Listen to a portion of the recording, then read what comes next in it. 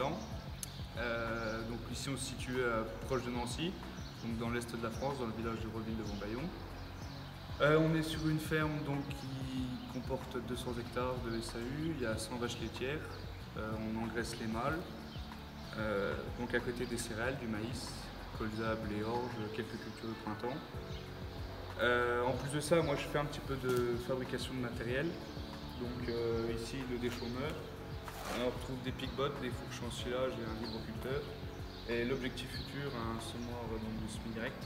Pour placer un peu la chose, au départ, l'exploitation, donc mon père est plutôt pour le labour, donc 100% labour. Moi, personnellement, je pense qu'il y a des choses à améliorer un peu de ce point de vue-là, au niveau agronomie, tout ça. Donc l'objectif, c'est de diminuer donc, le travail du sol. Au départ, on était équipé donc, avec un déchômeur type Smaragd, donc 2 rangées dedans, vraiment très limite pour faire du travail en profondeur. C'était vraiment bon juste pour faire du faux semis. Donc une année donc, on n'a pas vraiment souhaité labourer, que mon père a réussi à m'écouter un petit peu. On avait loué un déchômeur Kuhn, donc un cultimeur de 3 mètres. Moi j'ai été super satisfait du boulot, ça a vraiment fait le travail que je souhaitais. Et c'est là que je me suis dit donc il faudrait que j'arrive à faire quelque chose de semblable. Quand on a vu les prix du marché, donc une machine comme ça, chez Orge ou Kuhn, on est à peu près à 20 000 €, voire plus en fonction des options. Je me suis dit pourquoi pas essayer de faire ma propre machine à moi. Donc au départ, j'étais parti, donc j'ai acheté un pied, donc on a les tensions ici, qui étaient nus. J'ai fait un pied tout seul, à accrocher sur le 3e point. On était en hiver, il faisait à peu près -15. Sol, je dirais sur une dizaine de centimètres. J'ai monté mon pied avec le vérin, une goutte d'azote que j'ai trouvé. Je l'ai testé, j'ai réussi à le descendre, je pourrais plus dire la profondeur, mais mon but c'était vraiment de voir la résistance au vérin si c'était ce que je souhaitais. Test concluant. Après je me suis dit comment je fais au niveau de l'articulation, au niveau de la sécurité. Donc je voulais au départ partir sur des pièces découpées laser, Tasmac, j'ai plus qu'à assembler, souder. Mais je trouvais ça un peu dommage quoi, de faire sous-traiter une grosse partie du boulot. Bon, ça aurait été un peu plus design que ça, mais bon, un soir dans l'atelier, j'ai commencé à réfléchir à la pièce là. Donc plutôt, ouais, celles-là sont celles du bord un petit peu différentes. Donc on retrouve tout simplement du carré de 100 par 100 par 8.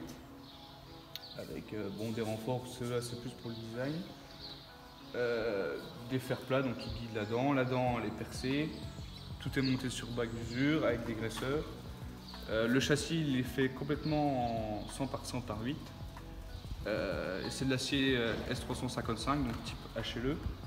Donc semblable à ce que vous pouvez trouver dans le commerce, mais un petit peu plus épais. L'intérêt de la sécurité hydraulique, enfin pour moi déjà c'était moins cher, puisque les ressorts dans le marché, enfin sur le marché c'est assez dur à trouver. Et l'intérêt de l'hydraulique pour moi, c'est que déjà on peut régler, donc j'ai un manomètre que je vois depuis la cabine. Je peux régler en instantané la pression que je souhaite dans les vérins, donc de 0 à 200 bars. Dans des terres très meubles, à 50 bars ça suffit amplement. Et ça permet que par exemple dans des endroits où on a vraiment des cailloux, on peut mettre l'outil donc avec moins de pression, la sécurité avec moins de pression, moins de résistance, et ce qui fait que les éléments peuvent s'escamoter vraiment facilement, alors que dans d'autres conditions où on souhaite que ce soit plus dur, on règle la pression un peu plus fort. Ensuite, ici, les 2 pieds extérieurs, ici, sont montés sur une vanne, ce qui me permet en fait, si je le souhaite, de pouvoir relever le pied et ne travailler plus qu'en 3 mètres. Je relève les 2 pieds extérieurs, je ferme la vanne, les 2 pieds sont relevés, on est en 3 mètres. Bon, le rouleau fait toujours 3,50 m, mais si c'est vraiment trop tirant, si on a des souhaits d'aller plus profond, enfin voilà, on peut vraiment travailler en 3 mètres. Et donc on retrouve 3 rangées dedans, donc avec un grand débattement. J'ai pas vraiment vérifié, mais normalement c'est le plus grand débattement que vous pouvez trouver sur le marché. Entre les dents, sous le châssis. Donc 3 rangées dedans donc pour le dégagement. Des peignes, moi je voulais mettre des disques au départ, comme beaucoup d'autres marques, mais économiquement, je trouvais que les peignes avaient vraiment une place. Et au final, j'en suis pas mécontent. Ma seule crainte, c'était que ça bourre dedans. Bon, on a quand même du très gros peigne, il est monté souple dans le sens là, donc il est bridé dans l'autre sens. Beaucoup de place pour faire passer les résidus et au final le nivellement est top. Le rouleau paquet, donc pour moi il se défend parce que pour son poids déjà, il rappuie vraiment bien le sol, il casse beaucoup plus les mottes que d'autres rouleaux. Et ce qui fait qu'en laissant un sol rappuyé, on a plus facile à faire des fausses mises, à faire relever tous les adventices et ensuite les détruire mécaniquement ou chimiquement. Ici on retrouve le réglage, donc tout simplement par broche.